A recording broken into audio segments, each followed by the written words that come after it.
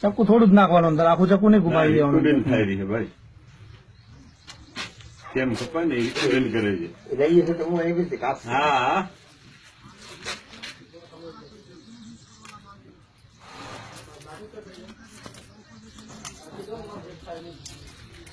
ક્યાંથી ચાકુ આગળ રહેજો, ઉપરથી આટલી જગ્યા હવે ને ચાકુ આપી. એટલે આ ધારી છે ને, જે ધારી આવી ઉભી આવે ને ધારી, ત્યાંથી ચક્કુ ઘુમાવવાનું.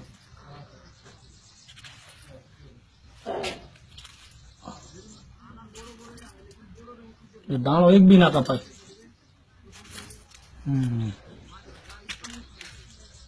અડધો દાણા કાપી નાખે અમારે છોરા કાપે.